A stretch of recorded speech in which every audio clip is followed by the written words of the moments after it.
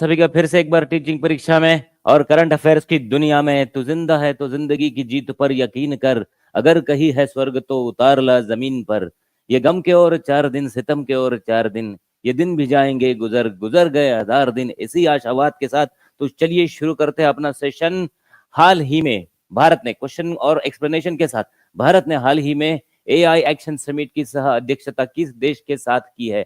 AI action summit की सह अध्यक्षता किस देश के साथ भारत ने हाल ही में की है? आपके पास है अभी 15 सेकंड। 15 सेकंड में आपको इसका जवाब देना है कि टाइम शुरू होता है अब। जर्मनी के साथ, अमेरिका के साथ, फ्रांस के साथ, या उपरोक्त में से एक से अधिक लोगों के साथ? गुड मॉर्निंग सबको, गुड मॉर्निंग। चलिए 15 सेकंड में आपको इसका जवाब देना है और इसका आंसर है इसका फ्रांस। और सही जवाब इसका फ्रांस है। भारत ने अभी अभी किसके साथ? भारत ने अभी अभी फ्रांस के साथ, फ्रांस कंट्री के साथ क्या किया है? एक सह अध्यक्षता की है। किस चीज की? एआई एक्शन समिट की। आगे बढ़ते हैं क्वेश्चन नंबर 2 पे। चलिए, ministry of external affairs, government of India, prime minister Shri Narendra Modi को चेयर्ड। यहाँ पे याद रखना है हमको, प्राइम मिनिस्टर मिस्टर नरेंद्र जी मोदी को को chaired AI Action Summit today along with the President of France। President of France, याद रहे, फ्रांस के प्रेसिडेंट के साथ उन्होंने ये जो समिट है पेरिस में क्या की है? एक साथ इन्होंने साझा की है। चलिए आगे बढ़ते, question number 2। According to, yes, Microsoft के सीईओ सत्य नडेला के अनुसार भारत को क्या कहा गया है? कि माइक्रोसॉफ्ट के सत्य नडेला के अनुसार भारत को क्या कहा गया है? क्या कहा गया है? और आपका समय शुरू होता है अब। 15 सेकंड में आपको इसका जवाब देना है। एआई इनोवेशन का केंद्र कहाँ है? एआई के उपयोग के मामले की राजधानी कहाँ है? या डिजिटल क्रांति का नेतृत्व करता कहाँ है? क्या रहेगा इसका आंसर? 15 सेकंड का वक्त था आपके पास और वक्त धीरे धीरे खत्म हो रहा है और वक्त हो गया है खत्म। ओके, तो क्या है, इन्होंने क्या कहा है? एआई के उपयोग के मामले में आने वाली राजधानी, मतलब एआई के उपयोग के मामले की राजधानी, capital A of AI use, ऐसा कहा है माइक्रोसॉफ्ट के सीईओ सत्या नडेला ने।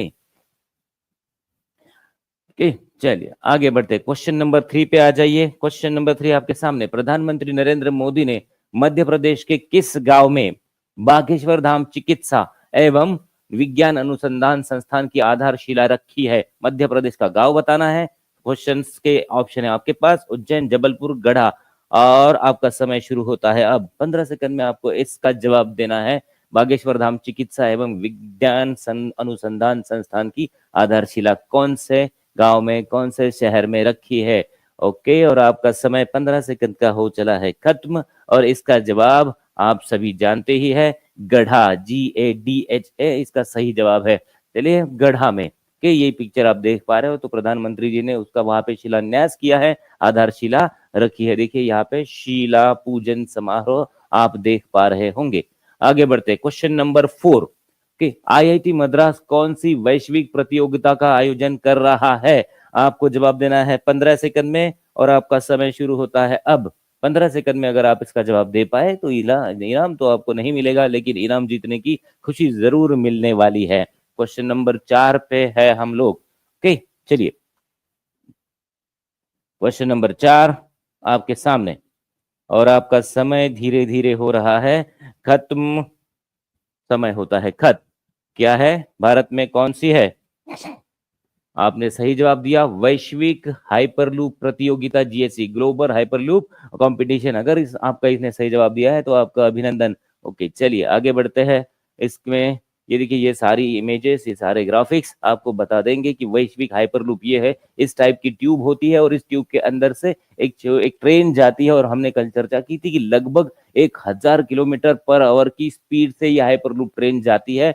ये देखिए यहाँ पे आपको दिखाई दे रहा होगा, ये कैप्सूल के जैसा कुछ नमूना, ये नमूना इस ट्यूब से, वैक्यूम ट्यूब से अंदर जाता है और बहुत ही ज्यादा स्पीड से चलता है। आगे चलते हैं, क्वेश्चन नंबर 5 में। नीति आयोग के सीईओ BVR सुब्रमण्यम, नाम बहुत याद रखना है, BVR सुब्रमण्यम का कार्यकाल कितने समय के लिए बढ़ाया गया है? आपका समय शुरू होता है अब। चलिए, नीचे समय वहां पे शुरू है, जल्दी से। BVR सुब्रमण्यम का कार्यकाल कितने समय के लिए बढ़ाया गया है? के और समय भी आपका खत्म हो रहा है। 15 सेकंड का समय था आपके पास, कितने के लिए? यस, अगर आपने सही जवाब दिया है 1 साल के लिए तो आप सही है। और आगे बढ़ते हैं इस 1 साल के सवाल में। ये आप इमेज देख पा रहे होंगे, BVR सुब्रमण्यम जी है, नीति आयोग के सीईओ है और उनका कार्यकाल बढ़ गया। ये देखो, tender of BVR Subrahmanyam as CEO NITI Aayog extended. कितने साल के लिए? 1 साल के लिए इनका क्या हुआ है, कार्यकाल बढ़ा दिया गया है। सुब्रमण्यम जी 1987 के बैच के रिटायर्ड इंडियन एडमिनिस्ट्रेटिव सर्विसेज मतलब IAS थे। ओके, तो हाँ, और फरवरी 2023 में इनका अपॉइंटमेंट कर दिया गया था as a CEO of NITI Aayog. अब वो कब है? 24 फरवरी के बाद, 24 फरवरी 2025 के बाद इनको 1 साल के लिए और ज्यादा टाइम दिया गया है। चलिए आगे पढ़ते हैं क्वेश्चन नंबर 6 के साथ। राजस्थान का पहला हरित बजट, राजस्थान का पहला हरित बजट है और सवाल है किसने पेश किया? ऑप्शन है अशोक गहलोत जी, दिया कुमारी जी, भजनलाल शर्मा जी। इन तीनों में से आपको बताना है, या फिर इनमें से कोई नहीं वो भी बताना है। आपका समय शुरू होता है 15 सेकंड का अब। चलिए 15 सेकंड 0 होने तक आपको बताना है राजस्थान का पहला हरित बजट किसने पेश किया? अशोक कुमार गहलोत, दिया कुमारी, भजनलाल शर्मा और उपरोक्त में से एक से अधिक, या फिर इनमें से कोई नहीं। आप ये भी ऑप्शन चुन सकते हैं, इनमें से कोई नहीं वाला। चलिए ठीक, और समय खत्म हो चुका है। और अगर आपने जवाब दिया है दिया कुमारी, तो दिया कुमारी जी ने, ये कौन है? दिया कुमारी राजस्थान की उप मुख्यमंत्री है। और इन्होंने, ये देखिए, ये चित्र में दिखाई दे रही जो व्यक्ति है, इन्होंने राजस्थान का पहला हरित बजट हमारे सामने पेश किया है। और 2025-26 में ये लोग हरित बजट के साथ शुरुआत करने वाले हैं। Question number 7, fit India movement की शुरुआत किसने की? क्वेश्चन नंबर 7 में हमने पूछा है फिट इंडिया मूवमेंट की शुरुआत किसने की? आपके ऑप्शन है अमित शाह, नरेंद्र मोदी और राजनाथ सिंह जी। और आपके लिए समय देते हैं हम 15 सेकंड का अब से स्टार्ट। आपका समय 15 सेकंड का शुरू हो चुका है। Very good. हाँ, फिट इंडिया मूवमेंट की शुरुआत किसने की? इसका जवाब वेरी नाइस, आपने आज का जवाब देना है। हमारे मोटापे को कम करने के लिए ये फिट इंडिया मूवमेंट माननीय प्रधानमंत्री जी के नेतृत्व में शुरू हो चुका है। और आपका समय भी 15 सेकंड का खत्म हो चुका है। तो इसका जवाब अगर आपने प्राइम मिनिस्टर नरेंद्र मोदी दिया है तो आप सही है। प्राइम मिनिस्टर नरेंद्र मोदी जी ने इस फिट इंडिया मूवमेंट की शुरुआत की है। किस लिए की है? किस लिए की है? देखिए, ये प्राइम मिनिस्टर मोदी जी का चित्र लॉन्च किया है प्रोग्राम हमारा। और इसके बाद आगे बढ़ते हैं अगले सवाल की ओर। फिट इंडिया मूवमेंट के तहत कितनी प्रमुख हस्तियों को नामांकित किया गया? देखिए, नामांकित किया गया है कितनी और प्रमुख हस्तियों को। ये जो फिट इंडिया मूवमेंट है तो 5, 10 या 15 किया, इनमें से आपको पता होना चाहिए कि जब भी हम कोई प्रोग्राम या फिर कोई चीज लॉन्च करते हैं तो उसके लिए कोई किसी आगे फेमस इंसान को, पर्सनालिटी को एंड एडवर्टाइजमेंट के तौर पर लेते हैं, या फिर उनको एक प्रेरक के तौर पर लेते हैं, ब्रांड एम्बेसडर के तौर पर लेते हैं। तो फिट इंडिया मूवमेंट में के तहत कितनी प्रमुख हस्तियों को हमने नामांकित किया है? आपका समय शुरू होता है अब। चलिए जल्दी से 15 सेकंड में आपको इसका जवाब बताना है। क्वेश्चन नंबर 8 का जवाब 15 सेकंड्स में। किया, आपका समय 15 सेकंड का खत्म होने वाला है जल्दी से, और समय खत्म होता है अब। तो ये फिट इंडिया मूवमेंट में अगर इसका जवाब आपने दिया है 10 तो आप सही है। 10 प्रमुख हस्तियों को इस फिट इंडिया मूवमेंट के तहत क्या कर दिया गया है? नामांकित कर दिया गया है।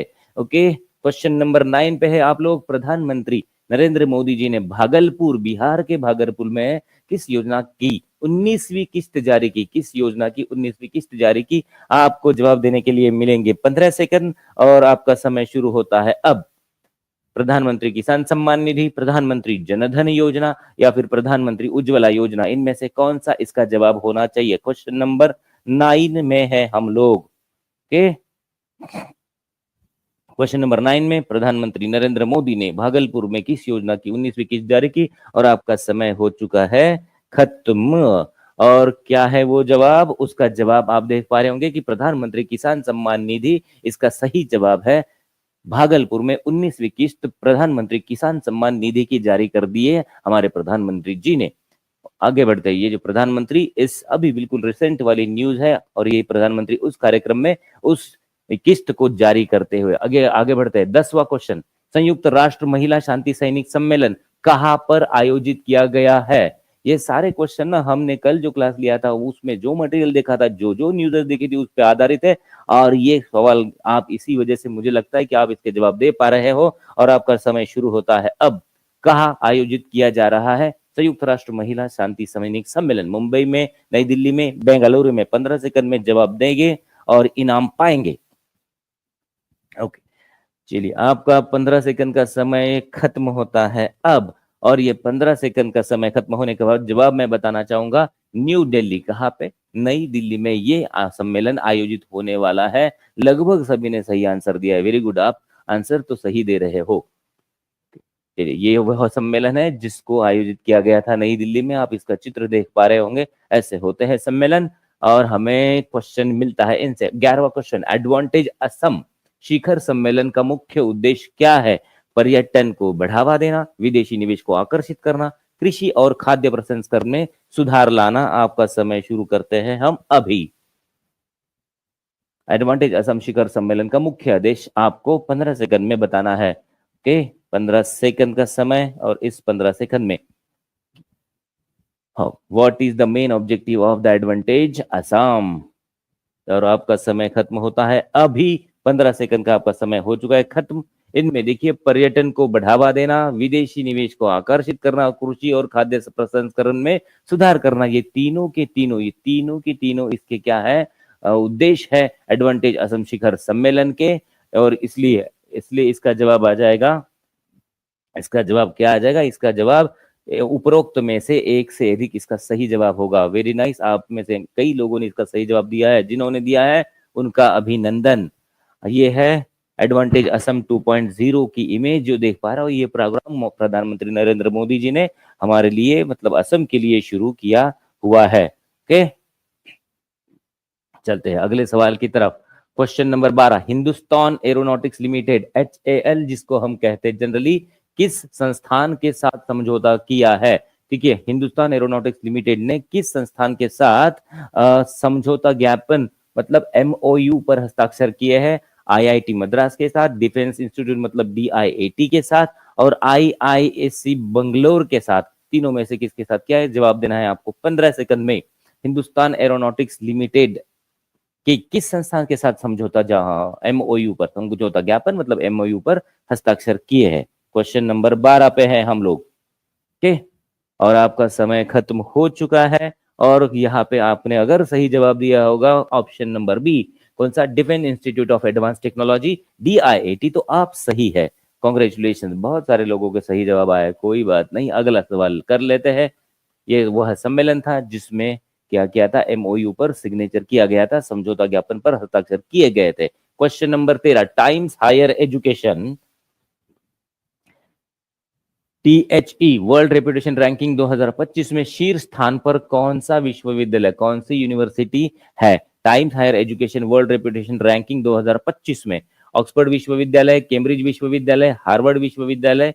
ये तीन है आपके पास ऑप्शन, और D और E में से आपको बताना है। और आपका समय शुरू होता है 15 सेकंड का अभी। Times Higher Education world reputation ranking 2025 की बात यहाँ हो रही है। कौन सी यूनिवर्सिटी है जिसने टॉप रैंकिंग, शीर्ष रैंक प्राप्त की है टाइम्स हायर एजुकेशन में? और आपका समय खत्म होता है अभी। और यहाँ पे अगर आपने सही जवाब दिया होगा, कौन सा सही जवाब है आपका? सबने सही दिया है, वेरी नाइस। आज का सही जवाब है Harvard university, HARVARD। Harvard university ने क्या किया है? शीर्ष रैंकिंग, टॉप किया है टाइम्स हायर एजुकेशन। ऐसे सवाल आजकल एग्जामिनेशन में बहुत पूछे जाते हैं। अगला सवाल देख लेते हैं हम। क्वेश्चन नंबर 14 पे चलिए। ये तो पूरी रैंकिंग आपके सामने है, देखिए। University, Oxford university, Stanford university, Massachusetts institutes, ये सारे इतने सारे इंस्टीट्यूट जो हमेशा चर्चा में रहते हैं। ठीक है, चलिए आगे बढ़ते हैं। क्वेश्चन नंबर 14 के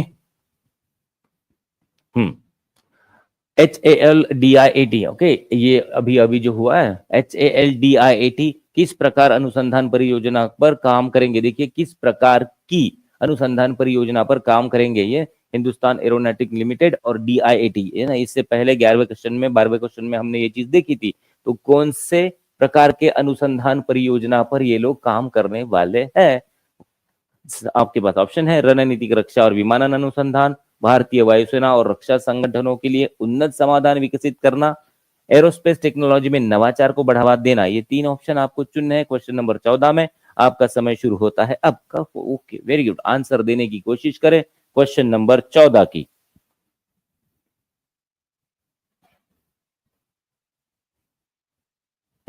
आपका समय शुरू हुआ था 15 सेकंड के लिए और वो खत्म भी हो रहा है जल्दी से। और अगर आपने इसका जवाब, देखिए इसमें ऑप्शन नंबर डी इसका सही जवाब है, क्योंकि रणनीतिक रक्षा और विमानन अनुसंधान भी वो करने वाले हैं।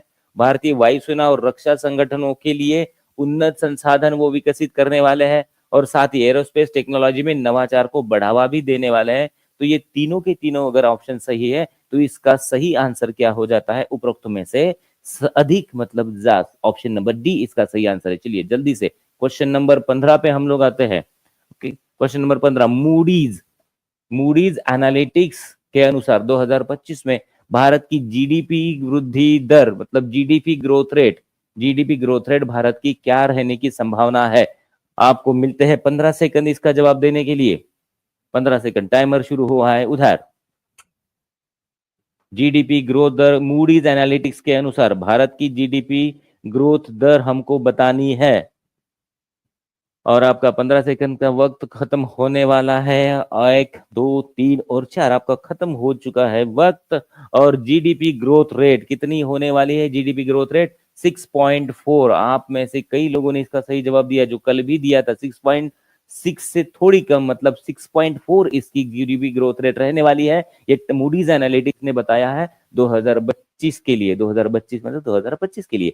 आगे बढ़ते हैं। चलिए क्वेश्चन नंबर 16 पे आते हैं। ये तो पूरा जीडीपी ग्रोथ जो उन्होंने बताया है, ये ग्रिडी ये 2024-25 के लिए हमारे लिए बताया गया ग्रोथ रेट है, मतलब पिछले साल 2023-24 से थोड़ा सा कम ही रहने वाला है। चलिए आगे बढ़ते हैं। कौन सा भारतीय हवाई अड्डा सर्विस सेक्टर श्रेणी के तहत एनएससीआई के सेफ्टी अवार्ड 2024 में सर्वश्रेष्ठ पुरस्कार गोल्डन ट्रॉफी जीत चुका है? ऑप्शन है इंदिरा गांधी अंतरराष्ट्रीय हवाई अड्डा, मनोहर इंटरनेशनल एयरपोर्ट, या राजीव गांधी अंतरराष्ट्रीय हवाई अड्डा। और आपका समय 15 सेकंड का शुरू होता है अब। कौन सा हवाई अड्डा सर्वश्रेष्ठ सुरक्षा पुरस्कार गोल्डन ट्रॉफी जीतने वाला पहला हवाई अड्डा बना है? और उसमें भी वो कितवा बना था? पहला हवाई अड्डा बना था। याद रहे कौन सा? पहला वाला। भारत का पहला हवाई अड्डा बन चुका था वो। और आपके लिए जो समय हमने दिया था वो समय हो चुका है खत्म। और आप सभी को जैसे कि पता है, मनोहर इंटरनेशनल, कौन सा? मनोहर इंटरनेशनल एयरपोर्ट जो गोवा में है, वो भारत का पहला ऐसा हवाई अड्डा बना है जो सर्वश्रेष्ठ सुरक्षा पुरस्कार जीत चुका है ऑलरेडी। ये देखिए, ये उस समारोह की कुछ झलकियां आपके सामने है। क्वेश्चन नंबर 17, प्रधानमंत्री नरेंद्र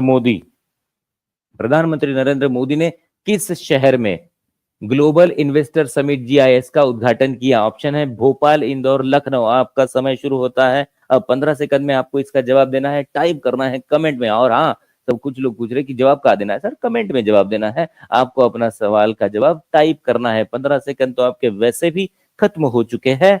और प्रधानमंत्री नरेंद्र मोदी जी ने कौन से शहर में? यस, सही है आपका जवाब। ओके, और अगर आपने दिया है इसका जवाब भोपाल, मध्य प्रदेश का भोपाल, तो आप सही है। क्वेश्चन नंबर 18 पे चलते हैं। मध्य प्रदेश में किस प्रमुख उद्योग को बढ़ावा देने पर जोर दिया गया? किस प्रमुख उद्योग को बढ़ावा देने पर जोर दिया गया? मध्य प्रदेश की बात हम कर रहे हैं। आपका समय शुरू होता है 15 सेकंड का अभी। आपके लिए आपके पास ऑप्शन है कपड़ा, सौर ऊर्जा, और उसके साथ ही औद्योगिक उत्पादन और बुनियादी ढांचा। कौन से इस पे जवाब देना है आपको? कौन से उद्योग को बढ़ावा देना है मध्य प्रदेश में? और आपका समय खत्म होता है अभी। और इसमें से अगर आपने डी ऑप्शन चुना है इस क्वेश्चन के जवाब के लिए, तो आप सही है। कपड़ा और वस्त्र उद्योग, सौर ऊर्जा और अक्षय ऊर्जा, औद्योगिक उत्पादन और बुनियादी ढांचा। आप सभी को पता है कि मध्य प्रदेश में जितनी ऊर्जा उत्पन्न होती है उसका लगभग 40% सौर ऊर्जा और इससे आता है विंड ऊर्जा से, है ना। ये चलिए आगे बढ़ते हैं। क्वेश्चन नंबर 20 में हम भारत का पहला चिड़ियाघर आधारित बायो बैंक कहाँ स्थापित किया गया? भारत का पहला चिड़ियाघर आधारित बायो बैंक कहाँ स्थापित किया गया? आपके पास ऑप्शन है हैदराबाद, मैसूर, दार्जिलिंग। इनमें से आपको सही जवाब देना है। आपका समय शुरू होता है 15 सेकंड का अब। देखिए, चिड़ियाघर आधारित बायो बैंक हमने कहा है, क्या कहा है? भारत का पहला चिड़ियाघर आधारित बायो बैंक कहाँ शुरू हुआ है? 15 सेकंड में आपको इसका जवाब देना है। Okay, yes Unique ji, okay okay, very good very good. सबने इसका सही आंसर देने की कोशिश की है, और अगर आपने इसका सही आंसर दिया है तो इसका सही आंसर है दार्जिलिंग, पश्चिम बंगाल में इसका क्या हुआ है? पहला चिड़ियाघर आधारित बायो बैंक वहां पे स्थापित हुआ है। आगे बढ़ते हैं अगले क्वेश्चन की ओर। क्वेश्चन देखिए, ये इस तस्वीर है उस क्या चिड़ियाघर आधारित पार्क की, जूलॉजिकल पार्क की, ओके, हिमालयन जूलॉजी। देखिए आप पढ़ रहे हो, yes, Padmaja Naidu zoological park. चलिए, इंडिया फर्स्ट जू based wild life bio bank यहाँ पे शुरू हो चुका है। आगे बढ़ते हैं 20 क्वेश्चन नंबर 20 पे। प्रधानमंत्री नरेंद्र मोदी किस देश के राष्ट्रीय दिवस समारोह में मुख्य अतिथि होंगे? Mauritius, Malaysia, Singapore. आपको 15 सेकंड में इसका जवाब सोच कर देना है। प्रधानमंत्री, जैसे हमारे देश में 26 जनवरी में दूसरे देशों के प्रमुख आते हैं, वैसे ही प्रधानमंत्री मोदी कौन से देश के राष्ट्रीय दिवस समारोह में प्रमुख अतिथि होंगे? और आपको जो 15 सेकंड का समय मिला था वो हो चुका है खत्म। और अगर आपने इसका जवाब मॉरिशस दिया है तो आप सही है, लेकिन आपको इनाम नहीं मिलेगा। आगे बढ़ते हैं, मॉरिशस, मॉरिशस याद रहे, मॉरिशियस। अगला सवाल जल्दी से, ये मॉरिशस के साथ हमारे जो रिश्ते हैं वो दिखाती हुई ये जबरदस्त तस्वीर अगले क्वेश्चन तक हमें लेकर जा रही है। अली आई लिगांग, देखो कौन सा अली आई लिगांग महोत्सव है? अली आई लिगांग महोत्सव किस राज्य, हमने राज्य पूछा है, किस राज्य की मिसिंग जनजाति द्वारा मनाया जाता है? 15 सेकंड में बताना है आपको। आपका समय शुरू होता है अब। आपके पास ऑप्शन है मणिपुर, मेघालय और असम। मणिपुर, मेघालय या फिर असम। अली आई लिगांग महोत्सव, और मनाने वाली है मिसिंग जनजाति। मिसिंग जनजाति इस समारोह को मनाती है। अगर आपका 15 सेकंड का समय शुरू हुआ था वो खत्म भी हो चुका है, तो आप मिसिंग जनजाति कौन से राज्य की? ये है असम, ASSAM, असम राज्य की जनजाति मिसिंग जनजाति मनाती है अली आई लिगांग महोत्सव। ये जो महोत्सव आप देख पा रहे हो, महोत्सव की तस्वीरें आपके सामने है। अली आई लिगांग महोत्सव, देखिए अली आई लिगांग महोत्सव, द फेस्टिवल ऑफ, देखिए मिसिंग ट्राइब किसका है? ये मिसिंग जो ट्राइब है, MISSING नहीं है, MISING, मिसिंग ट्राइब का ये क्या है? ये महोत्सव है। चलिए अगला सवाल, गुलवीर सिंह ने किस खिलाड़ी के 5000 metre short track Asia record को तोड़ दिया है? गुलवीर सिंह ने, आपके पास ऑप्शन है थाईलैंड के किरण टिंटिवेट, चीन के वांग जुनहान और जापान के ताकाशी ओनोडा। आपके पास 15 सेकंड है, 15 सेकंड में सोचकर जवाब देना है, और आपका जवाब हमारी कमेंट में टाइप भी करना है। आपकी टाइप करेंगे आप कमेंट में। चलिए, आपको जो 15 सेकंड का वक्त दिया था हमने वो अभी खत्म हो रहा है, और इसका सही जवाब है थाईलैंड के किरण टिंटिवेट। थाईलैंड के किरण टिंटिवेट जी ने क्या, जी का रिकॉर्ड इन्होंने, गुलवीर सिंह ने तोड़ दिया है। अगले सवाल की ओर बढ़ते हैं। अगला सवाल ये जो है हमारे गुलवीर सिंह जी, कॉन्ग्रेचुलेशन गुलवीर सिंह जी और कॉन्ग्रेचुलेशन इंडिया। ओके, ये 16 साल पुराना नेशनल रिकॉर्ड इन्होंने तोड़ दिया है। आगे बढ़े। ओके, रिकॉर्ड के साथ, रिकॉर्ड वाली चित्र अपनी रिकॉर्ड वाली ये जो है ना डिस्प्ले के साथ है, Gulveer Singh ji, India broke the national record in 5000 in Japan. Okay, आगे बढ़ते हैं। 23वां क्वेश्चन, प्रधानमंत्री नरेंद्र मोदी ने प्रधान सचिव 2 के रूप में किसे नियुक्त किया है? प्रधानमंत्री, प्रधान सचिव 2 याद रखें, प्रधान सचिव 2 के रूप में किसे नियुक्त किया है? आपके पास ऑप्शन है शक्तिकांत दास, अजय कुमार भल्ला और राजीव कुमार। इन तीनों में से किसको नियुक्त किया गया है? 15 सेकंड आपको फिर से मिल जाता है, जवाब देना है कि 15 सेकंड में आपको क्या करना है? जवाब देना है। सही, आपका जवाब सही आ रहा है, 15 सेकंड में सही जा रहे हो आप। यस, और अगर आपने इस क्वेश्चन का जवाब दिया है हाँ, ओके सही, आपका समय भी खत्म हो चुका है। शक्तिकांत दास, अगर आपने इसका जवाब दिया है तो आप सही है।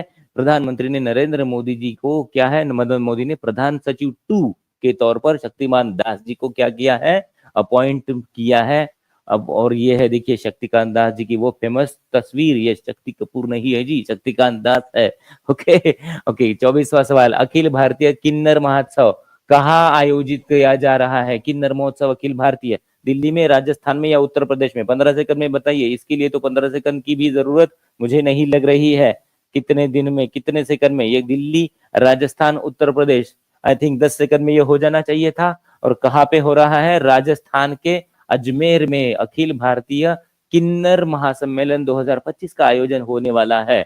ओके, आगे बढ़ते हैं। ये देखिए किन्नर महासम्मेलन की वो तस्वीर देखिए, सलोनी बाई जी है वहां पे, अजमेर, राजस्थान के अजमेर में इसका आयोजन हो रहा है। 25 पूसा कृषि विज्ञान मेला 2025 कहाँ पर आयोजित किया जा रहा है? मुंबई में होगा, कोलकाता में होगा या नई दिल्ली में होगा? थोड़ा सा लॉजिक लगाकर आप बताएंगे तो आपको सही में इसका जवाब पता चल जाएगा। बिल्कुल एकदम थोड़े से लॉजिक की बात है। ओके, मुंबई, दिल्ली, नई दिल्ली, थोड़ा लॉजिक लगाइए, थोड़ा लॉजिक लगाना है। आपके 15 सेकंड होते हैं खत्म। ये नई दिल्ली में क्या हो रहा है? ये मेला 2025 हो रहा है। अगर क्यों इसका आंसर नई दिल्ली है? क्योंकि पूसा खुद ही दिल्ली में है। कहाँ पे है? दिल्ली में है। ये नहीं, इसका हेड ऑफिस ही अगर दिल्ली में है तो ऐसा नहीं कि वहां पे है तो हो जाएगा, लेकिन पूसा कृषि विज्ञान मेला 2025 कहाँ पे हो रहा है? नई दिल्ली में हो रहा है। चलिए आगे बढ़ते हैं। अगला सवाल, ये सम्मेलन महासम्मेलन, यह मेला 24 से 26 फरवरी तक नई दिल्ली मेला ग्राउंड में आयोजित हो रहा है। आज आपका आखिरी दिन है, अगर आप चाहे तो इस मेले में जाकर कुछ देखकर आ सकते हैं। चलिए, हाँ, 26 पूसा कृषि विज्ञान मेला 2025 का उद्घाटन किसके द्वारा किया गया? पूसा मेला जो है उसका उद्घाटन किसके द्वारा किया गया? 15 सेकंड नहीं, 10 ही सेकंड में आप इसका जवाब बताएंगे, 0 होने तक। इसके लिए 10 सेकंड से ज्यादा वक्त की जरूरत वैसे भी नहीं है। कि पूसा कृषि विज्ञान मेला 2025 का उद्घाटन, आपका समय हुआ है खत्म। और शिवराज सिंह चौहान जी ने इसका क्या किया है? उद्घाटन किया है। शिवराज सिंह चौहान जी क्या किया है? पूसा कृषि विज्ञान मेला 2025 का उद्घाटन इन्होंने किया है। शिवराज सिंह चौहान जी करते हुए उद्घाटन करते हुए उस अवसर पर। आगे बढ़ते हैं। 27वां क्वेश्चन, एशिया आर्थिक वार्ता एईडी 2025 का आयोजन किस शहर में किया गया? एशिया आर्थिक वार्ता एईडी 2025 का आयोजन नई दिल्ली में किया गया, मुंबई में किया गया और पुणे में किया गया। 15 सेकंड का वक्त है आपके पास। 15 सेकंड में आपको इस क्वेश्चन का जवाब भी देना है। 15 सेकंड्स में कौन से शहर में इसका आयोजन किया गया है? दिल्ली, मुंबई, पुणे, चेन्नई। 4 ऑप्शंस में से एक ऑप्शंस को आपको सही करना है। और आपका जवाब अगर आया है 15 सेकंड में, कौन सा? पुणे, PUNE, पुणे, तो आप सही है। पुणे में इसका क्या हुआ है? आयोजन हुआ है। आगे बढ़ते हैं क्वेश्चन नंबर 28 पे। अच्छा, ये आपसे पहले होगा, ये जो मेला है आपके सामने, ये इमेज है। श्री पीयूष गोयल जी आपके सामने मुखातिब है इस मेले के तौर पर, मतलब मेले के समय पर। आगे बढ़ते हैं। 28वां क्वेश्चन, नए RBI गवर्नर संजय मल्होत्रा, कुछ नाम होते हैं ऐसे याद होने चाहिए। शक्तिकांत दास जी का नाम आपको याद होना चाहिए, संजय मल्होत्रा जी का नाम याद होना चाहिए, ज्ञानेश कुमार जी का नाम आपको याद हो जाना चाहिए। ऐसे बार बार इन लोगों के नाम हमारे क्लासेस में जल्दी जल्दी रिपीट होते हैं, बार बार रिपीट होते हैं और याद हो जाएंगे, आपको काम में आएंगे। RBI गवर्नर संजय मल्होत्रा के हस्ताक्षर वाले कौन से नए नोट जारी किए जाएंगे? बताइए, 20 वाले, 50 वाले या 100 वाले? चलिए, आपको इसका जवाब सिर्फ 5 सेकंड में देना होगा। इसके लिए आपको ज्यादा समय की जरूरत वैसे भी नहीं है क्या? जरूरत नहीं है। और अगर आपने इसका जवाब दिया है 50 रुपए वाले नोट, कितने रुपए वाले? 50 रुपए वाले नोट, तो आप सही में सही है। 50 रुपए का नोट जारी होगा जिसपे नए गवर्नर की साइन होगी, सिग्नेचर होगी। ये दिखाई दे रहा है आपको 50 रुपए का नोट, और ये हमारे कौन है? संजय मल्होत्रा जी है जिनका साइन होगा। सुनील मित्तल को किस पुरस्कार से सम्मानित किया गया? देखिए, सुनील जी मित्तल को किस पुरस्कार के साथ सम्मान किया? अब आप सोचेंगे कि सर क्वेश्चन का नंबर क्यों नहीं है? अरे भैया, वो आज के जो क्वेश्चन थे, कल हमने जो पढ़ा था, और कल के सारे मटेरियल पे जो क्वेश्चन थे हमने आज कर लिए, और आज का मटेरियल प्रस्तुत है आपके सामने। सुनील मित्तल को कौन से पुरस्कार से साथ सम्मानित किया गया? और Sunil Bharti Mittal, founder and chairman of Bharti Enterprises, has received the insight of, ना है ना, KBE सम्मान जो है, इस सम्मान के साथ पूरा क्या किया गया? सम्मानित किया गया। Knight commander of the most excellent order of the British Empire, KBC, Bharti enterprises. देखिए यहाँ पे सुनील मित्तल जी को ब्रिटिश साम्राज्य के सबसे उत्कृष्ट आदेश KBE के नाइट कमांडर जो है, नाइट कमांडर का प्रतीक चिन्ह मिला है। ये जो आपके सामने दिखाई दे रहा है ना, ये वाला वो होता है, सबको नहीं मिलता। जो कुछ बड़ी कामगिरी करती है, जो कुछ लोग बड़ा बड़ा काम करते हैं, उन लोगों को ये वाला मिलता है। ओके, ये देखो, भारतीय एंटरप्राइजेस संस्थापक और चेयरमैन सुनील भारती मित्तल है वो। ओके। एक यह सम्मान नई दिल्ली में, कहां पर, नई दिल्ली में ब्रिटिश उच्चायुक्त के निवास पर एक विशेष समारोह में उन्हें ये वाला सम्मान मिला है कि किंग चार्ल्स सम्मान पाने वाले पहले भारतीय वो पैसे भी बने हुए है। आगे चलिए बढ़ते हैं। आईएनएस गुलदार को हाल में किसे सौंपा गया? आईएनएस गुलदार को हाल ही में किसे सौंपा गया है? इसका ये देखिए, आईएनएस गुलदार की ये जो तस्वीर है, ये जो शिप होती है, जहाज होता है जो जनरली युद्धों में या फिर हमारा जो हमारी सागरी सीमा है उसकी रक्षा के लिए उसका यूज किया जाता है। तो नाम क्या है? आईएनएस गुलदार। आईएनएस गुलदार किसे सौंपा गया? देखिए, भारतीय नौसेना ने आईएनएस गुलदार एक लैंडिंग शिप टैंक को महाराष्ट्र पर्यटन विकास निगम यानी एमटीडीसी को इसको सौंपा है। किसको सौंपा है? आईएनएस नौसेना। किसने सौंपा है? दो ही वर्ड है, कीवर्ड, भारतीय नौसेना ने किसको सौंपा है? एमटीडी की। एमटीडीसी का एम क्या है? महाराष्ट्र पर्यटन विकास निगम। इसको इन्होंने सौंप दिया है। ठीक है, आगे बढ़ते हैं। इसे पानी के नीचे संग्रहालय बनेगा और कृत्रिम चट्टान बनाने में बदला जाएगा। तो महाराष्ट्र एमटीडीसी को अगर ये गुलदार ये शिप मिला है तो इसका वो क्या करने वाले हैं? तो इसको पानी के नीचे का संग्रहालय बनेगा और इसको कृत्रिम चट्टान में बदल दिया जाएगा। भारत में पहली बार, कितनी बार? पहली बार किसी सेवानिवृत्त नौसैनिक जहाज को, सेवानिवृत्त इंसान नहीं है, सेवानिवृत्त जहाज है, इसको इस उद्देश्य के लिए उपयोग में लाया जाएगा कि भैया पानी के अंदर हम क्या करेंगे?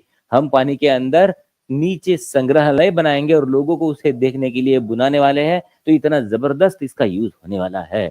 सौरव घोषाल ने हाल ही में कौन सा खिताब जीता? सौरव घोषाल जी ने हाल ही में कौन सा खिताब जीता है? ऑक्टेन सिडनी क्लासिक खिताब इन्होंने जीता है। फाइनल में मिस्र के अब्दुल रहमान नासिर को 3-0 से हराकर वो चैंपियन बने हैं।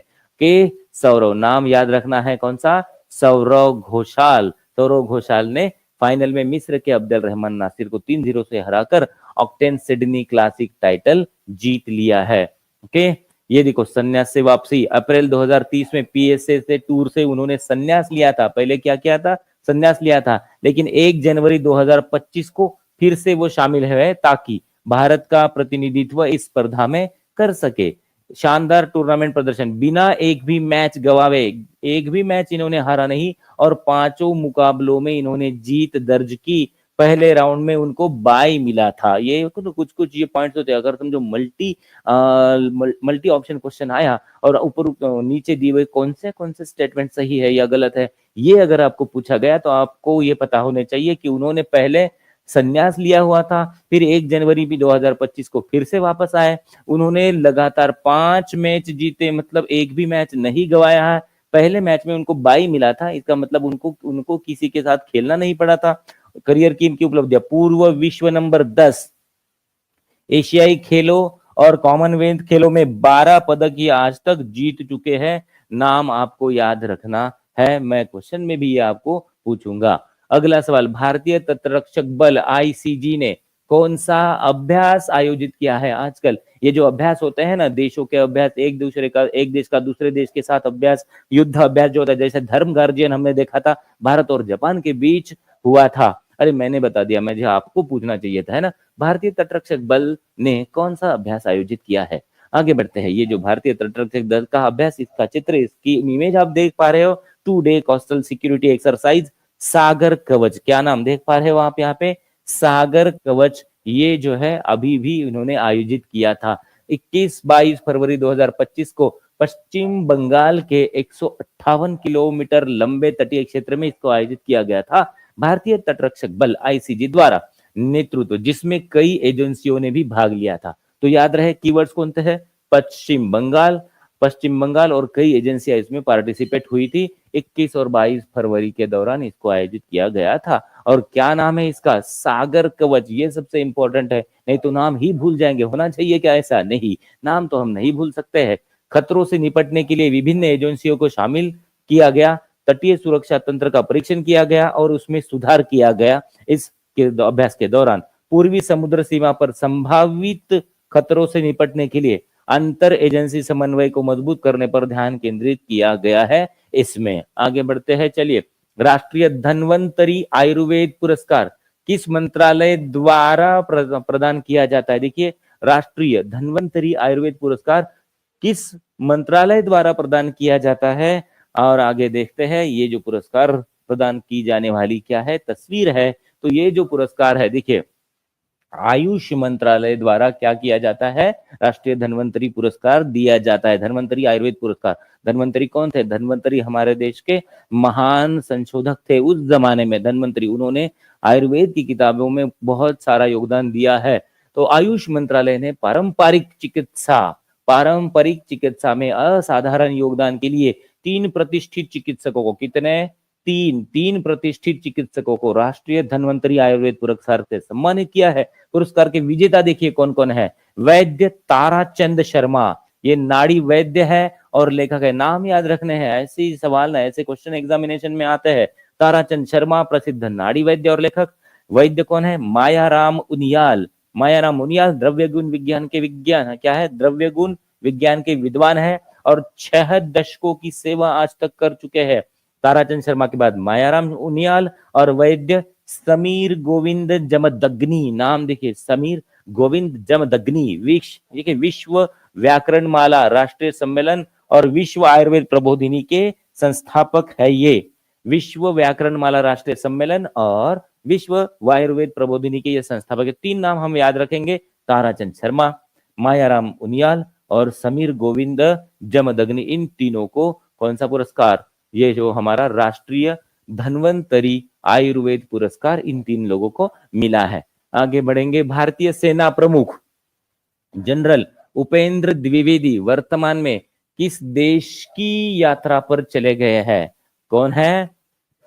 अब देखिए, भारतीय सेना प्रमुख, ये हमेशा याद रखना, सेना प्रमुख है जनरल उपेंद्र द्विवेदी है और वर्तमान में किस देश की यात्रा पर गए हुए हैं? फ्रांस। इसका आंसर है फ्रांस की यात्रा पर हमारे देश के सेना प्रमुख गए हुए हैं। ओके, और उद्देश्य क्या है? भारत फ्रांस सैन्य सहयोग। इसका उद्देश्य, इस यात्रा का उद्देश्य क्या है? भारत और फ्रांस का सैन्य सहयोग और इसको मजबूत करना और नए सहयोग अवसर तलाशना है। तो सबसे इंपॉर्टेंट क्या है? भारत और फ्रांस के बीच में जो सैन्यों के बीच में सहयोग है उसको मजबूत करना और सहयोग के और अवसर तलाशना। राजनीतिक में ही रणनीतिक साझेदारी को आगे बढ़ाने और फ्रांसीसी सैन्य अधिकारियों के साथ इन्होंने क्या की है? चर्चा की है। ठीक है, रणनीतिक साझेदारी को आगे बढ़ाने के लिए इन्होंने फ्रांस के जो सैन्य अधिकारी है उनके साथ चर्चा की है। तो भारत के सैन्य अधिकारी किसके साथ चर्चा करेंगे? फ्रांस के सैन्य अधिकारियों के लिए। तो याद रहे, भारत के सैन्य प्रमुख कौन सा दौरे पर? फ्रांस के दौरे पर। इस यात्रा का बहुत सारा प्रभाव होने वाला है भारत फ्रांस सैन्य संबंधों को गहरा करने के लिए और रक्षा तकनीक सहयोग को बढ़ावा देने के लिए ये एक महत्वपूर्ण कदम होगा। शक्ति अभ्यास जैसे संयुक्त सेना अभ्यासों को और प्रभावी बनाने पर जोर। याद रहे, शक्ति अभ्यास में फ्रांस भी शामिल होता है भारत के साथ। तो ऐसे जो अभ्यास होते हैं सैन्यों के अभ्यास, उसको और प्रभावी बनाने के लिए इसकी मजबूती, इसकी क्या होगी? इसका फायदा होगा। भारत की रक्षा रणनीति और वैश्विक सुरक्षा चुनौतियों पर विचार विमर्श भी यहाँ पे हुआ था। भारत की रक्षा रणनीति क्या होगी और वैश्विक सुरक्षा जो है उसके सामने कौन सी चुनौतियां हैं, कौन से प्रॉब्लम है, इस पर वहां पे चर्चा हुई है। चलिए, अब हमने अभी जो पढ़ा है उससे रिलेटेड कुछ क्वेश्चन देख लेते हैं। इससे क्या हो जाएगा, हमने जो पढ़ा है वो कॉन्क्रीट हो जाएगा। महाराष्ट्र पर्यटन विकास निगम एमटीडीसी को सौंपे गए नौसैनिक जहाज का नाम क्या है? और आपका समय शुरू होता है 15 सेकंड का। अब आईएनएस विक्रांत है, आईएनएस गुलदार है या आईएनएस अरिहंत है या फिर आईएनएस तरनी है? चलिए, आपको पार्टिसिपेट करना है, क्वेश्चंस के जवाब देने हैं। महाराष्ट्र पर्यटन विकास निगम एमटीडीसी को सौंपे गए नए नौसैनिक जहाज का क्या नाम है? और अगर आपने इसका जवाब दिया है आईएनएस गुलदार तो आप सही है, आईएनएस गुलदार। आगे बढ़ते हैं, अगला सवाल। शक्ति अभ्यास किस देशों के बीच में होने वाला सैन्य अभ्यास है? शक्ति अभ्यास कौन कौन से देशों के बीच में होने वाला सैन्य अभ्यास है? आपको मैं देता हूं 15 सेकंड का वक्त। देखिए, भारत और रूस, भारत अमेरिका, भारत और फ्रांस। क्या है इसका जवाब? आपको बताना है सिर्फ 15 सेकंड में। ओनली 15 सेकेंड्स आपको मिलेंगे। 15 सेकेंड्स में इसका आपको जवाब देना है। सवाल आपके सामने है और आपका समय खत्म होता है अब। और अगर आपने इसका जवाब दिया है भारत और फ्रांस तो अभी सही। अभी हमने देखा था कि भारत के क्या है, सैन्य प्रमुख फ्रांस के दौरे पर है और उसी वक्त हमने अभ्यास किया था कि शक्ति अभ्यास इन दोनों देशों के बीच होने वाला क्या है, सैन्य अभ्यास है। आगे चलिए, 31वां सवाल, भारत में पहली बार किस उद्देश्य के लिए सेवानिवृत्त नौसैनिक जहाज का उपयोग किया जाएगा भारत में पहली बार? आपका समय शुरू होता है 15 सेकंड का। अब समुद्री युद्धाभ्यास, पानी के नीचे संग्रहालय और तटीय निगरानी प्रणाली, या फिर समुद्री पर्यटन। और आपके लिए जो 15 सेकंड का वक्त हमने दिया था वो हो चुका है खत्म। और अभी आपने अगर जवाब दिया है पानी के नीचे संग्रहालय और कृत्रिम चट्टान, तो आपका जवाब एकदम सही है। बढ़िया, आगे बढ़ते हैं। ओके, अगर सेशन को आप मतलब सेशन आपको अच्छा लग रहा होगा तो आपको लाइक करना ना भूले। 32वां क्वेश्चन, आयुष मंत्रालय द्वारा दिए गए राष्ट्रीय धन्वंतरी पुरस्कार के विजेताओं में कौन शामिल नहीं है? ये सवाल जो है ना, इसके नहीं और नॉट पे आपको ध्यान देना है। वैद्य ताराचंद शर्मा, वैद्य मायाराम उनियाल, वैद्य समीर गोविंद जमदग्नि, या फिर वैद्य बालकृष्ण। आपको 15 सेकंड में सोचकर जवाब देना है। लंबा सवाल है इसलिए मैंने आपको 15 सेकंड का समय दे दिया है।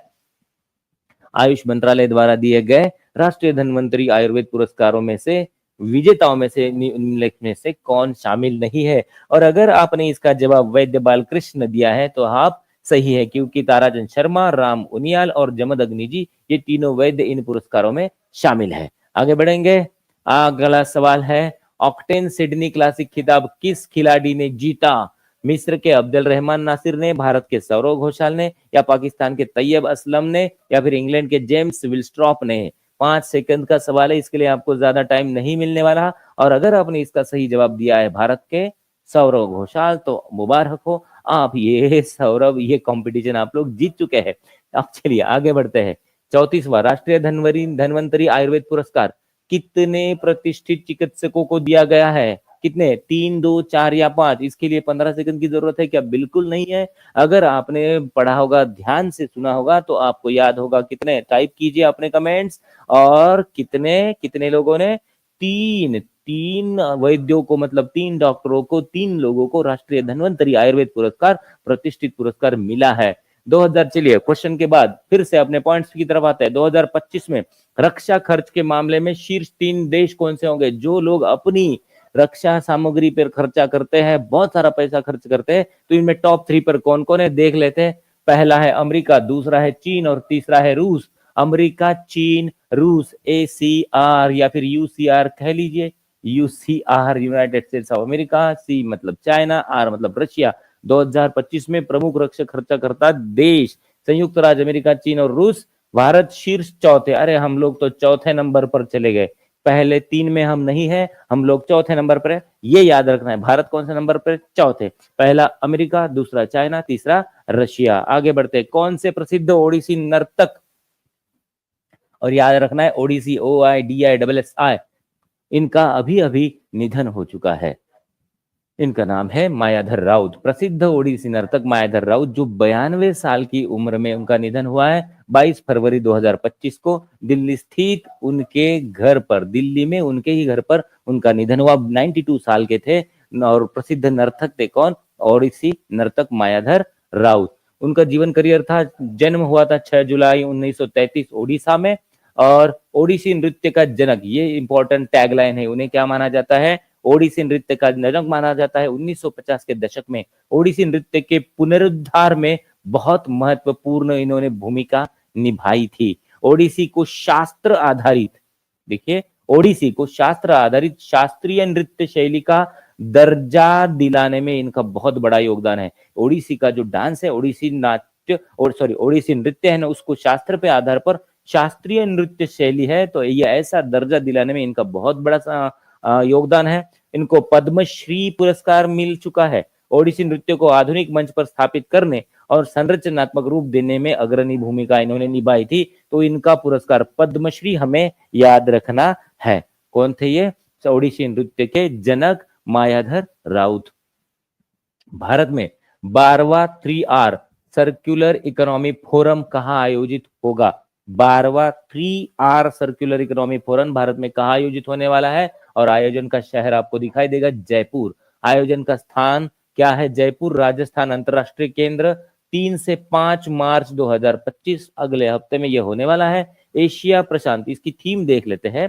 एशिया प्रशांत क्षेत्र में सतत विकास लक्ष्यों को और कार्बन तटस्थता को प्राप्त करने की दिशा में यह सर्कुलर समाजों को साकार करना। ओके, क्या करना है याद रखे, हम इतना भी याद रखें कि कहाँ पे होने वाला है, जयपुर राजस्थान अंतरराष्ट्रीय केंद्र में अगर ये होने वाला है, क्या होने वाला है, circular economy forum, 3R circular economy forum, कहाँ पे, जयपुर राजस्थान में। आयोजन का महत्व बहुत है। संयुक्त राष्ट्र क्षेत्रीय विकास केंद्र यूएनसीआरडी द्वारा 2009 में यह स्थापित है। 3R क्या मतलब, देखिए रिड्यूस, रीयूज और रिसाइकल, ये सबसे ज्यादा इंपॉर्टेंट है। हम जो 3R कहते हैं ना, तो ये 3R का लॉन्ग फॉर्म क्या है, रिड्यूस, रीयूज एंड रिसाइकल। 40 से ज्यादा भारतीय और जापानी व्यवसायों और स्टार्टअप की इसमें भागीदारी होने वाली है। 40 से ज्यादा भारतीय और जापानी, क्या भारत, सिर्फ भारत के नहीं, भारत के साथ साथ जापान के भी क्या है, व्यवसाय और स्टार्टअप्स इसमें क्या होने वाले हैं, इसमें शामिल होने वाले हैं। ठीक है, चलते हैं आगे बढ़ते हैं। Yes, Rajasthan Jaipur, reduce reuse. हाँ, 3R व्यापार और प्रौद्योगिकी प्रदर्शनी, यहाँ पे प्रदर्शनी भी होने वाली है सर्कुलर अर्थव्यवस्था को और अभिनव समाधानों को बढ़ावा देने के लिए। गैर सरकारी संगठन इसमें, और क्या देखिए, गैर सरकारी संगठन जो सरकार के नहीं होते हैं और स्वयं सहायता समूह, SGG, SHG self help group, ये अपशिष्ट संपदा, वेस्ट टू वेल्थ परियोजनाओं का इसमें प्रदर्शन करेंगे। मतलब एनजीओ और सेल्फ हेल्प ग्रुप ये मिलकर क्या करेंगे, वेस्ट टू हेल्थ की जो वेल्थ जो परियोजना है उनका ये प्रदर्शन करेंगे। स्वच्छ भारत मिशन के तहत ये आयोजित है। क्या है, स्वच्छ भारत मिशन, उसमें से शहरी के, स्वच्छ भारत मिशन ग्रामीण वाला नहीं, स्वच्छ भारत मिशन शहरी इसमें शामिल है। ओके, आगे बढ़ेंगे। प्रधानमंत्री नरेंद्र मोदी ने असम में किस ऐतिहासिक कार्यक्रम का उद्घाटन किया, तो झुमोर बिनांदिनी 2025। प्रधानमंत्री ने, अभी असम दूसरी बार हमारे लेक्चर में आया है, झुमोर बिनांदिनी 2025। 24 फरवरी को प्रधानमंत्री नरेंद्र मोदी जी ने गुवाहाटी के, कौन से गांव के, गुवाहाटी के सरू सजाई स्टेडियम में झुमोर बिनांदिनी 2025 कार्यक्रम का उद्घाटन किया है प्रधानमंत्री नरेंद्र मोदी जी ने। यह असम के चाय उद्योग की 200वीं वर्षगांठ, IMP, वेरी इंपॉर्टेंट, किसी चीज की 25वीं, 50वीं, 100वीं, 75वीं, 150वीं और 200वीं जब भी वर्षगांठ होती है, एनिवर्सरी होती है ना, उस वक्त ये सवाल, ऐसे सवाल पेपर में आते ही आते हैं। तो ये असम के चाय उद्योग की 200वीं वर्षगांठ पर ये समारोह क्या हुआ है, याद रखिए, झुमोर बिनांदिनी 2025, झुमोर बिनांदिनी 2025। और इंपॉर्टेंट क्यों है, क्योंकि ये 200वीं वर्षगांठ है किसकी, चाय उद्योग की। किसका चाय उद्योग, ये चाय हमको पीना है, असम का चाय उद्योग। 8000 से ज्यादा कलाकारों ने इसमें सबसे बड़े झूमर नृत्य को प्रदर्शन किया। कौन से नृत्य को, झूमर नृत्य को, झूमर नहीं है, झूमर, झूमर उधर राजस्थान में भाग लिया। झूमर नृत्य का क्या महत्व है, यह असम के चाय बागान श्रमिकों और आदिवासी समुदायों का पारंपरिक नृत्य है। क्या है ये, आसाम के चाय बागान के श्रमिक और आदिवासियों का नृत्य है, पारंपरिक नृत्य है। 19वीं शताब्दी से यह नृत्य कड़ी मेहनत के बाद खुशी और एकता व्यक्त करने के लिए, किस चीज के लिए, खुशी और एकता व्यक्त करने के लिए किया जाता है। ढोल, मदाल, धमसा और बांसुरी जैसे पारंपरिक वाद्य यंत्रों की संगत से ये नृत्य किया जाता है। तो झूमर नृत्य प्रदर्शन याद रहे, 200वीं वर्षगांठ याद रहे, 200 की वर्षगांठ किसकी है, 200वीं, चाय उद्योग की। कौन से चाय उद्योग, असम के चाय उद्योग की। और 8000 से ज्यादा कलाकारों ने इसमें परफॉर्मेंस किया है। 2024 में वैश्विक IPO, इनिशियल पब्लिक ऑफरिंग परिदृश्य में किस देश ने प्रमुख स्थान प्राप्त किया 2024 में, वैश्विक IPO, वैश्विक, भारत ने वैश्विक IPO, initial public offering, Bharat. ये हुई ना बात, अपना झंडा गाड़ दिया हमारे भारत में। भारत वैश्विक, भारत का IPO बाजार में रिकॉर्ड प्रदर्शन हुआ है। वैश्विक IPO में 23%, 23% हिस्सेदारी के साथ भारत आगे बढ़ चुका है। कुल 19.5 बिलियन, 1.6 लाख करोड़ जुटाए गए। बिलियन क्या होता है पता है ना, मिलियन, मिलियन के बाद बिलियन, बिलियन के बाद ट्रिलियन, बहुत लंबा चौड़ा होता है। अगर आपको पता है तो ठीक है, नहीं पता है तो गूगल सर्च कर लीजिए, मिल जाएगा। कितना, 23%। आई पूरे दुनिया का 23% हिस्सेदारी है भारत की ये इसके लिए भारत को और हम सब अपने आप को क्या करेंगे, कॉन्ग्रेचुलेशंस करेंगे। 19.5 बिलियन डॉलर्स है, 1.6 लाख करोड़ रुपए जुटाए गए हैं। ये 2068 आईपीओ लॉन्च हुए भारत में, कितने 268 आईपीओ लॉन्च हुए। क्या होता है आईपीओ, पता है ना आपको? कोई भी कंपनी जब पहली बार क्या होती है, कोई भी कंपनी पहली बार अब शेयर मार्केट में सूचीबद्ध होती है, तो वो जो अपने शेयर्स है ना, वो शेयर पब्लिक के लिए ओपन कर देती है, उसे हम आईपीओ कहते हैं। वो जो पहली बार आता है, इनिशियल, शुरुआत में, इनिशियल देखिए आईपीओ का लॉन्ग फॉर्म भी आपने देखा होगा। आईपीओ देखिए, इनिशियल मतलब शुरुआत में, पब्लिक ऑफरिंग मतलब जनता के लिए शेयर मार्केट में शेयर छोड़ दिए जाते हैं कि लीजिए पहली बार है, आप खरीद लीजिए। उसमें 23% भारत है। फिर 90 मेन बोर्ड लिस्टिंग हुए हैं, 178 एसएमई स्मॉल मीडियम, ये क्या हुए वहां पे एसएमई लिस्टिंग हुई। लिस्टिंग कहाँ पे होती है? लिस्टिंग, ये जो लिस्टिंग होती है ना, सूचीबद्ध होना, कहाँ पे? बॉम्बे स्टॉक एक्सचेंज पे, या फिर दूसरा होता है इंडियन स्टॉक एक्सचेंज पे, नेशनल स्टॉक एक्सचेंज पे, और ऐसे कई जो स्टॉक एक्सचेंजेस है, इन एक्सचेंजेस पे ये लिस्ट होती है कंपनी, और उसके शेयर क्या किए जाते हैं, शेयर उसके जनता के लिए खुले कर दिए जाते हैं। और जिससे कंपनी को क्या मिलता है? कंपनी को मिलता है पैसा, और पैसे से बिजनेस बढ़ाया जाता है। तो उसमें मेन बोर्ड, मेन कंपनियां 90 है, और एसएमई 178 उसमें लिस्ट हुई है। वैश्विक स्तर पर भारत सबसे अधिक आईपीओ लॉन्च करने वाला देश है। सबसे बड़ा आईपीओ Hyundai मोटर्स लिमिटेड, देखिए ये ना अपनी भारत की कंपनी का, ये नहीं भारत की नहीं, बाहर देश की कंपनी Hyundai, और Hyundai मोटर्स लिमिटेड का आईपीओ सबसे बड़ा है। Hyundai इंडिया ने 27,870 करोड़ भारत से जुटाए हैं। कितने जमा किए हैं? 27,870 करोड़। मतलब Hyundai ने क्या किए? Hyundai ने 27,870 करोड़ के शेयर्स बेच डाले जनता में, और पैसा जमा क्लियर कर लिया बिजनेस करने के लिए। 2024 में वैश्विक स्तर पर भारत, ये ना 2000 वैश्विक स्तर पर, अब भारत में सबसे बड़ा तो ये है, लेकिन दुनिया में दूसरे नंबर का सबसे बड़ा आईपीओ है Hyundai मोटर्स। भारत में सबसे बड़ा, दुनिया में दूसरा सबसे बड़ा आईपीओ। भारत के शेयर बाजार में वैश्विक कंपनियों के भरोसों को दर्शाता है ना। भारत का जो शेयर बाजार जो है, वैश्विक कंपनियां भारत के शेयर बाजारों पर विश्वास करती है, इससे यह साबित होता है। तो याद रहे, Hyundai मोटर्स भारत में सबसे बड़ा आईपीओ और दुनिया में 2 नंबर का आईपीओ। इंडस इंड बैंक, कौन सा बैंक? इंडस इंड बैंक, जिसकी ये इमेज आप नीचे देख पा रहे हो, किस खेल संगठन के साथ साझेदारी की है? खेल संगठन, ये जो बैंक है उसने किस खेल संगठन के साथ साझेदारी की हुई है? ओके, तो PGTI, professional golf tour of India, golf ज्यादा इंपॉर्टेंट है इसमें, कीवर्ड क्या है? PGTI, professional golf tour of India से साझेदारी की है। इंडसइंड बैंक ने professional golf tour of India से आधिकारिक बैंकिंग पार्टनर के रूप में अपनी साझेदारी का ऐलान कर दिया है। Banking partner, IndusInd bank का बैंकिंग पार्टनर अब से कौन होगा? PGTI, professional golf tour of India. वो नहीं क्या छोटी सी व्हाइट वाली बॉल को गोल्फ से डंडी से मारते हैं, हॉकी जैसी डंडी से, वो वाला गोल्फ, सबको पता है। इंडस इंड बैंक और पीजीटीटी की साझेदारी भारत में प्रोफेशनल गोल्फ को बढ़ावा देगी।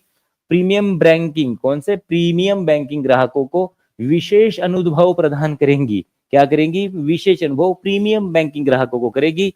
और यह बैंक की स्पोर्ट्स एंगेजमेंट स्ट्रेटेजी और लाइफस्टाइल बैंकिंग अप्रोच और मजबूत करता है। ठीक है, आगे बढ़े। चलिए, अब ये हमने जो पढ़ा है उससे कुछ क्वेश्चन देख लेते हैं।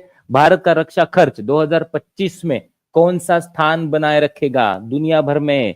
कितवा? दूसरा, तीसरा या चौथा? टॉप 4 में है या टॉप 3 में है भारत का रक्षा खर्च? पहला तो हम सबको पता है, अमेरिका है। दूसरा चाइना है। तीसरा चौथा नहीं बताऊंगा क्योंकि आपको पता है, और इसका जवाब अगर आपने दिया है सही तो शीर्ष 4 में तो आप सही है। कौन सा है शीर्ष 4 में? पहला अमेरिका, दूसरा चाइना, तीसरा रशिया, और चौथा हमारा इंडिया। यूसीआरआई। अगला सवाल देख लेते हैं। ओडिसी नृत्य के जनक कौन माने जाते हैं? ओडिसी नृत्य के जनक इनमें से कौन माने जाते हैं? क्वेश्चन नंबर 36 किसको माना जाएगा? आपको मिलते, चलिए 5 सेकंड दे देता हूं आपको। किसको माना जाएगा ओडिसी नृत्य के जनक? क्या गुरु केलुचरण महापात्र, मायाधर राउत, बिरजू महाराज, या फिर उदय शंकर? वेरी गुड, आप सभी ने सही उत्तर दिया है, मायाधर राउत इसका सही जवाब हुआ है। अगला सवाल, 3R रिड्यूस रीयूज रिसाइकल सम्मेलन का आयोजन किस शहर में? हमने शहर का नाम पूछा है। Reduce, reuse, recycle. शहर का नाम बताइए, दिल्ली, मुंबई, जयपुर या बेंगलुरु। दिल्ली, मुंबई, जयपुर या बेंगलुरु, कौन सा शहर? जल्दी से आपको इस सवाल का जवाब देना है, दिल्ली, मुंबई, जयपुर या बेंगलोर। और अगर आपने इसका जवाब दिया है कौन सा, जयपुर, अगर आपने इसका जवाब दिया है तो इसका आंसर आपने भी सही दिया है। चलिए, महाशिवरात्रि के दिन आप बहुत ही क्या कर रहे हो, एकदम जोश के साथ जवाब दे रहे हो। 2024 में वैश्विक स्तर पर भारत का आईपीओ बाजार कौन सा स्थान प्राप्त कर चुका है? आईपीओ बाजार कौन सा स्थान, पहला, दूसरा, तीसरा या चौथा? 15 सेकंड दे दूं, चलिए 15 सेकंड ले लीजिए, मिल जाते हैं आपको 15 सेकंड, ठीक है, ले लीजिए 15 सेकंड। ओके, तो 2024 में वैश्विक स्तर भारत का आईपीओ बाजार कितना? ओके, सबने अगर इसका जवाब दिया है पहला तो आप सही हो, आपका जवाब सही है। कितना परसेंट है? 23% के साथ। और भारत में सबसे बड़ा आईपीओ किसने लाया था?